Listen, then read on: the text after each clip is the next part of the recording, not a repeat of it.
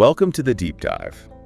Today, we're getting into something really fascinating. Yeah, the connection between manifestation, that power of thought, and actually building wealth. Exactly. We've looked at some interesting stuff, including a YouTube video with a money manifestation coach, Sanjay Kathuria. And what's really cool is how mindset and money aren't separate things at all. They're like deeply linked. Right. So our mission today isn't just about, wishing for $1 million. No, it's about the practical side. How can you actually use these manifestation techniques to create wealth? We'll be drawing on Kathuria's insights from that video quite a bit. Get ready for maybe a few aha moments. Hopefully. Okay, let's dive in. The big question first, I think, the one you might be asking right now. Can you just think your way to becoming a millionaire? Or, even a billionaire? Just manifestation alone. Yeah, that's the $1 million question, isn't it? And the answer we're seeing from the sources, well, no, not really. Not just by thinking. Right. Just visualizing the money isn't enough. The coach in the video is very clear on this. Dreaming is great, but it won't deposit cash in your account. Okay, so what is needed then? This is where it gets interesting. An action plan. That's the key takeaway. You absolutely need a plan, a strategy. You just stick to it, right? Exactly. Dreaming is step one, maybe, but the plan and the follow-through, that's essential. The video talks about the mind in a really interesting way, too. This idea of the devil brain and the naive brain. Yes. Can you break that down a bit? Sure. So the devil brain is like your conscious mind. It's logical, analytical. The part that questions everything. Yeah, the part that says, hold on, how's that possible? It looks for reasons why something won't work. It's your inner critic, basically. Okay, makes sense. And the naive brain? That's the subconscious. It's apparently more accepting, less critical. So it just takes things in? More or less. The idea is, if your subconscious accepts a goal, it actually starts looking for ways to make it happen. It finds paths you might not consciously see. So you need to get the message past the devil to the naive brain. Kind of. Align them, perhaps? Get the subconscious on board with the goal? Which connects directly to goal setting, right. The video links this idea. Yes, exactly. If your subconscious accepts the goal, it helps you spot the opportunities, the steps needed. It sort of opens your eyes to the how. Precisely. Now, something else relatable that came up. FOMO. Fear of missing out. Oh, yeah. Big one. We see others with the big house, the fancy car, and we think, maybe I need that too. And this ties right into what the video calls return on ego versus return on investment. Explain that. Well, are you buying something because it's a good financial move, a real investment, or are you buying it to impress others, to keep up appearances? That's return on ego. And focusing on ego Can seriously hurt your finances. You're spending to show wealth, not necessarily to build it. Big difference. Okay, so thinking isn't enough. Appearances can mislead. What about the doing part? The source mentions karma. Yes. Attraction without action is time pass. That's a direct quote, or close to it. I like that. Time pass. It means all the visualizing, all the positive thinking. It's pointless without actual steps, without action. So karma here means the work, the effort. Exactly. Taking the necessary steps, doing the things required to reach the goal. And for building wealth, that karma looks like what? Saving. Investing. Pretty much sound financial planning. It's the practical side.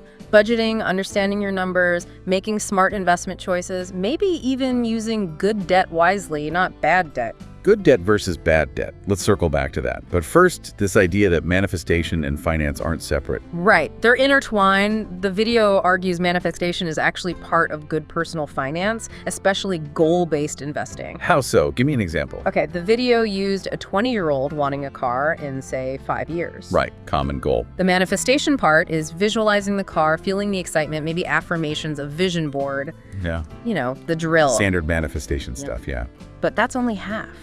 The finance part is crucial. Researching the cost, calculating how much to save or invest each month. Setting up the actual savings plan. Yes, and sticking to it, maybe leveraging compounding, where your money starts earning money. It's that combination, the strong why from manifestation and the practical how from finance, that makes it likely to happen. And that applies to bigger goals too, like a house or retirement. Absolutely. Marriage, education, starting a business, same principle. Combine the vision, the desire, with a solid financial plan.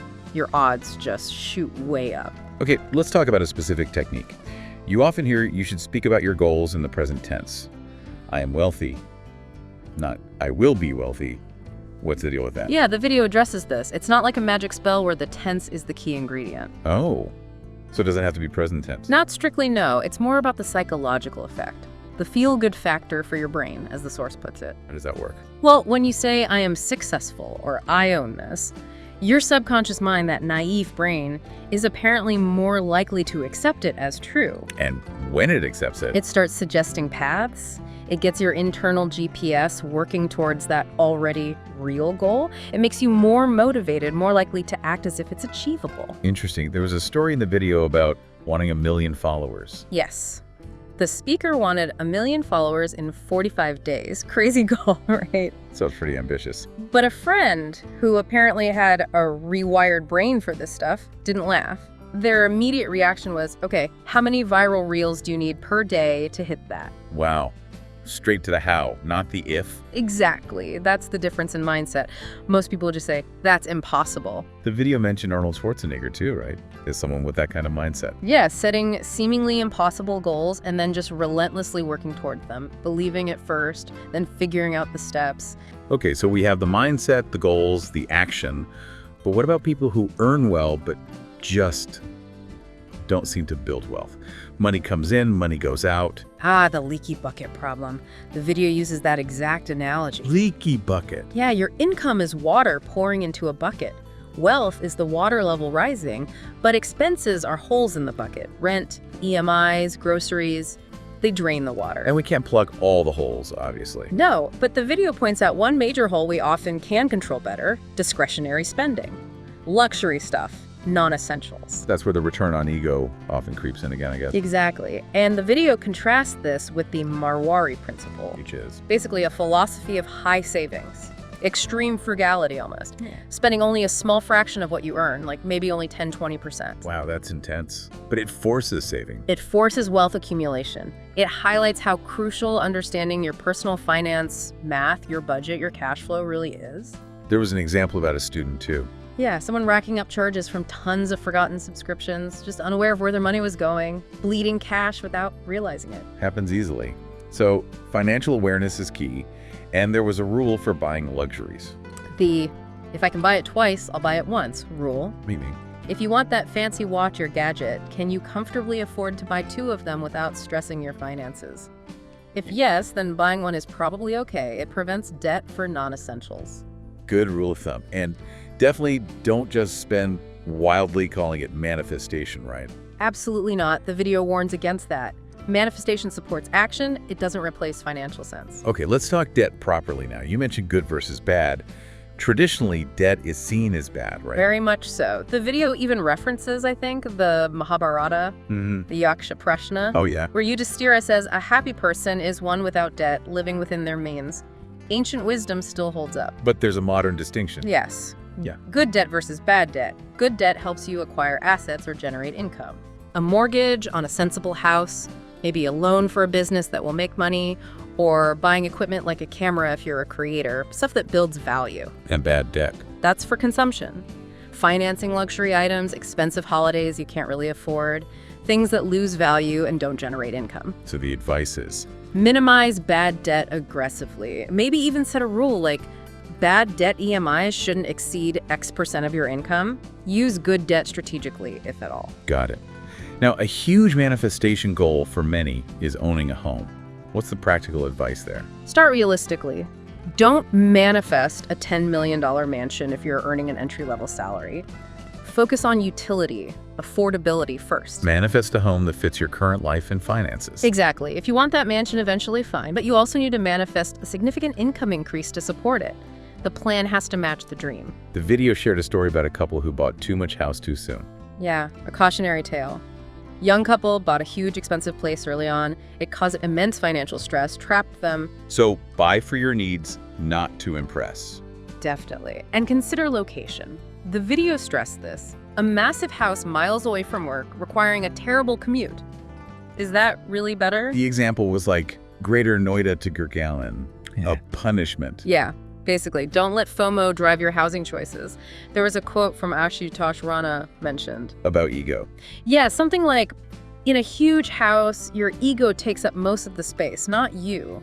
It's about finding what's truly enough for you, what fits your financial reality. Visible debt, big house, fancy car isn't the same as real wealth in the bank or investments. Precisely. Real wealth is often less visible. Okay, shifting gears slightly. Manifestation techniques. The video acknowledges different things work for different people, right?